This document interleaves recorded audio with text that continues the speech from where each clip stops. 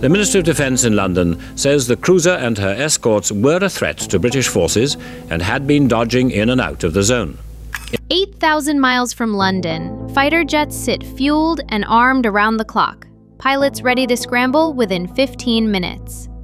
The threat they guard against hasn't materialized in 4 decades, yet Britain spends $31,000 per resident annually maintaining this perpetual state of alert.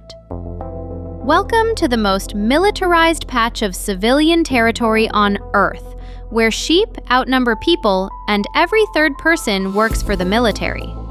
The Falkland Islands, or Las Malvinas if you're reading this in Buenos Aires, exist in a diplomatic twilight zone where 2 modern democracies refuse to acknowledge the same reality. These windswept rocks in the South Atlantic sparked the last conventional war between major Western economies, a conflict so unexpected it rewrote the rules of international relations. Today, while the guns have fallen silent, the underlying tensions simmer like a pot perpetually on the verge of boiling over. Britain's commitment to these islands borders on obsession. RAF Mount Pleasant houses military hardware that would make most small nations envious: aerial refueling tankers, transport aircraft, and those perpetually ready Typhoon fighter jets maintained in quick reaction alert status, a designation shared only with 2 bases protecting the UK mainland itself. Between 2017 and 2019, these jets launched exactly 3 times, 1,000 days of readiness for 3 brief scrambles, 2 for Argentine military aircraft that approached but never crossed into Falklands airspace, once for a civilian plane. No actual confrontation, no shots fired, just millions spent maintaining the capability to respond to threats that dance at the edge of possibility. Consider the mathematics of empire. Britain stations 1 military personnel member for every 2 to 3 permanent residents, transforming these islands into perhaps the most defended real estate per capita anywhere. The Royal Navy permanently assigns HMS Forth, a $150 million patrol vessel, to these waters. One of only 6 Skyguard air defense systems in Britain's entire arsenal sits here, watching empty skies. Even tiny Ascension Island, halfway between the Falklands and Britain, maintains a British military presence solely to serve as a refueling stop for this distant outpost. A $115 million annual insurance policy against an invasion that may never come. Meanwhile, Argentina wages a different kind of war, fought with maps and monuments rather than missiles. Every Argentine schoolchild learns geography from textbooks that, by law, must display the Malvinas as integral Argentine territory. The nation's 50-peso note doesn't feature a president or national hero in the traditional sense. It showcases the disputed islands themselves, complete with coordinates and coastlines. Some official maps even flip conventional orientation, placing south at the top to center the Malvinas in the Argentine worldview, as if gravity itself should bend to territorial claims. The provinces play their part in this cartographic campaign. Tierra del Fuego officially encompasses not just its mainland territory, but also the disputed islands, Antarctica, and various other British-controlled territories, making it either Argentina's largest or smallest province, depending on whose reality you accept. The provincial anthem isn't about local pride or natural beauty. It's March of the Malvinas, a song about British oppression that must be performed at every official event. Ships flying British flags find themselves banned from ports, while cruise lines that dare include the Falklands on their itineraries discover their vessels suddenly unwelcome in Argentine waters. The current governor, Gustavo Malella, built his entire political career on Malvinas advocacy, organizing vigils as mayor, building monuments, establishing veteran centers. Now he wages symbolic warfare through social media and declarations, proclaiming former British Prime Minister David Cameron persona non grata in the province, denouncing the UK ambassador to Chile's visit as provocative, and raging against Britain appointing a former oil executive who worked Malvinas waters as ambassador to Argentina. It's theatrical politics, but in Argentina, the theater is deadly serious. History here splits like light through a prism, each nation seeing different colors in the same events. Take Antonio Rivero, the gaucho whose face graces that 50-peso note. Argentine textbooks paint him as a patriotic rebel who raised the Argentine flag against British occupiers in 1833, a freedom fighter who even British courts couldn't condemn. British historians see a disgruntled employee who murdered his boss over a pay dispute, released not because Britain lacked sovereignty, but because colonial courts hadn't yet been established. Same man, same actions, two completely incompatible heroes. The deeper you dig into the historical claims, the murkier the waters become. Britain planted the first settlement in the 1760s, then abandoned it during the American Revolution, leaving behind only a plaque, the 18th century equivalent of calling dibs. Spain controlled them briefly, Argentina claimed inheritance rights as Spain's successor state, and various entrepreneurs attempted settlements with approval from both sides, hedging their bets on eventual sovereignty.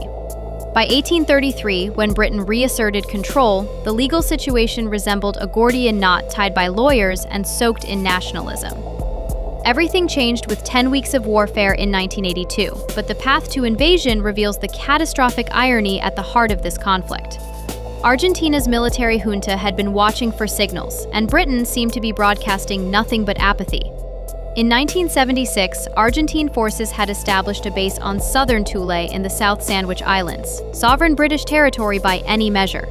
It took Britain months to even notice. When they finally did, the response was merely diplomatic protest, no military action, no real consequences. The message seemed clear: Britain wouldn't fight for remote South Atlantic islands. The signals kept coming. In 1981, Thatcher's government announced defense cuts that included decommissioning the HMS Endurance, the only Royal Navy vessel dedicated to South Atlantic patrol. To Argentine planners, this looked like the final abandonment of Falklands defense. They had been negotiating with Britain for years, and the British seemed genuinely ready to wash their hands of what they saw as an expensive colonial relic. The Hong Kong solution, sovereignty transfer with a 99-year leaseback, had real momentum. Britain just wanted out. The junta's calculations seemed logical: invade, present a fait accompli, and Britain would grumble but ultimately accept reality rather than fight an unwinnable war 8,000 miles from home. On April 2, 1982, Argentine forces landed and quickly overwhelmed the token British garrison. For a few weeks, it seemed the gamble might pay off. Instead, Argentina had performed an act of tragic alchemy, transforming British indifference into iron determination. Margaret Thatcher, whose approval ratings had plummeted below 30%, suddenly found herself a war leader. She dispatched an armada of over 100 vessels, an astounding projection of force that military logisticians still study as a near miracle of supply chain management. The same nation that couldn't be bothered to notice an invasion of the South Sandwich Islands for months now moved heaven and earth to reclaim the Falklands. Nearly 1,000 soldiers died in those 10 weeks, mostly young Argentine conscripts sent to fight with inadequate equipment and training. Thatcher's approval ratings soared above 50%, likely securing not just her 1983 re-election, but her 1987 victory as well. Without the Falklands War, Thatcherism might have been a brief footnote rather than a transformative force in British politics. Argentina had inadvertently created the very thing they sought to prevent: an unbreakable British commitment to the islands.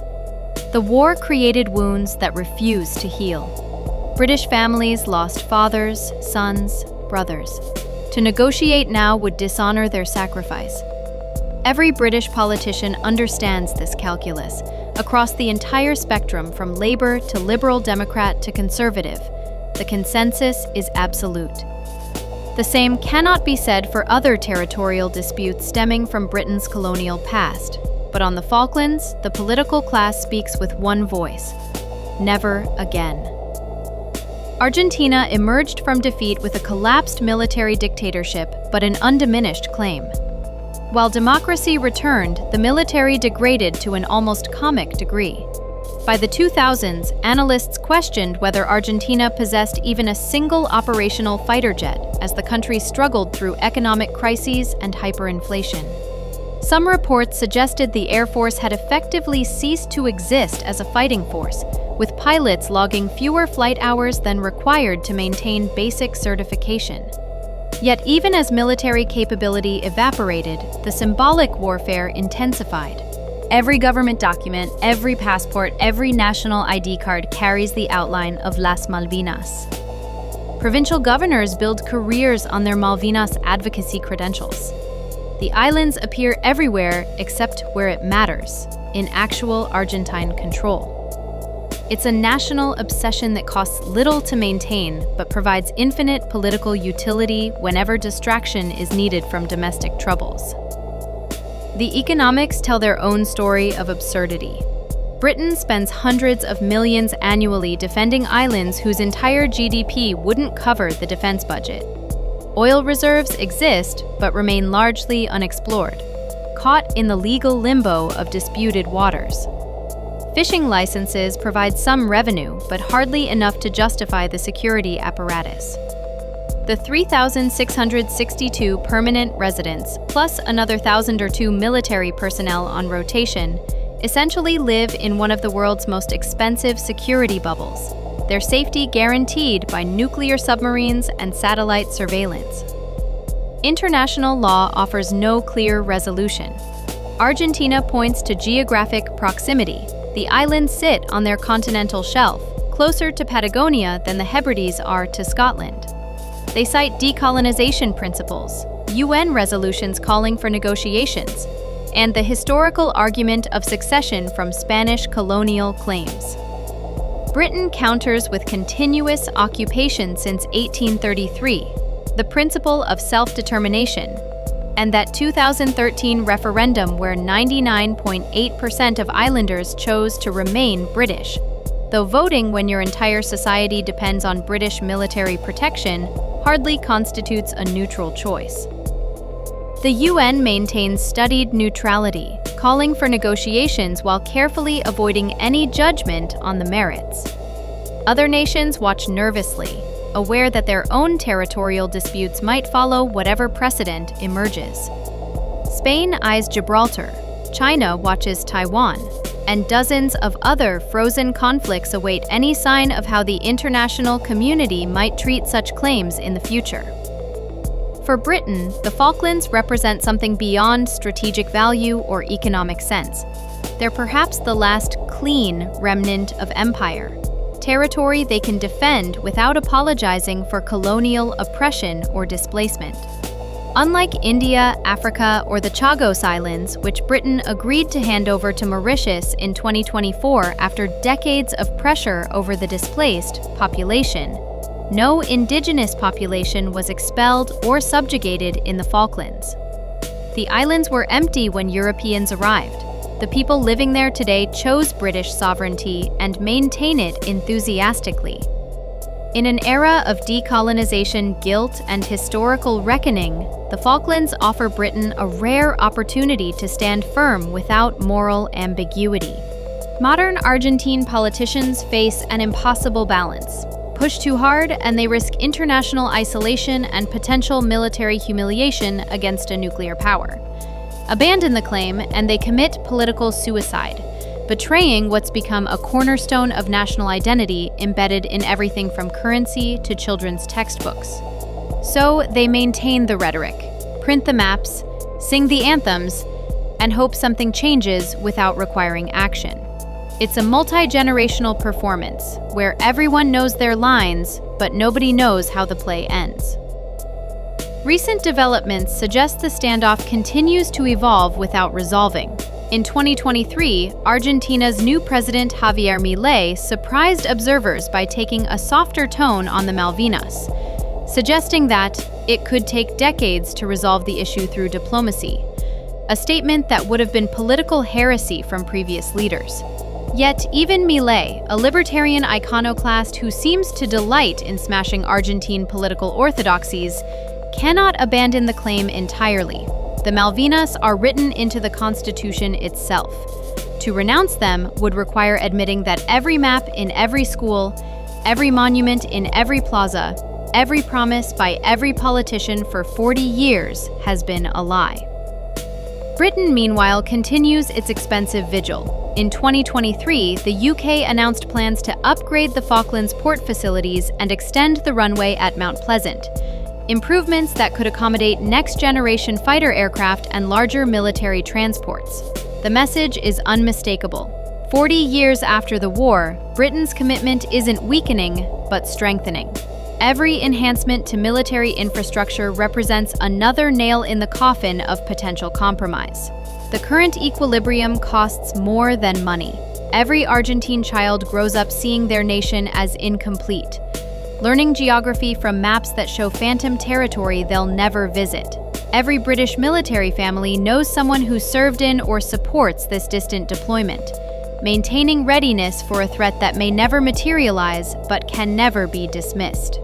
Both nations maintain elaborate fictions, Argentina administering provinces that don't recognize their authority, Britain defending citizens who live closer to Antarctica than London. The deeper tragedy is how unnecessary it all was. Had Argentina waited, had negotiations continued, had that HMS Endurance remained in service just a few years longer as a symbol of British presence, the islands might today fly a different flag. Instead, the invasion that was meant to reclaim Las Malvinas guaranteed they would remain the Falklands indefinitely. Every British soldier's grave, every war memorial, every family that lost someone in 1982 makes compromise impossible. Argentina created the very martyrs that now prevent any British government from even discussing sovereignty. Until something fundamental changes, perhaps generations hence when the war passes from memory to history, the standoff continues. The fighter jets maintain their eternal watch, ready to launch within 15 minutes against threats that approach but never arrive. The maps keep printing competing realities, and 3,662 people live their daily lives on islands that exist simultaneously in two incompatible worlds, forever British, eternally Argentine, defended and disputed. The last corner of Earth where the age of empire refuses to end, trapped in an argument that blood has made impossible to resolve.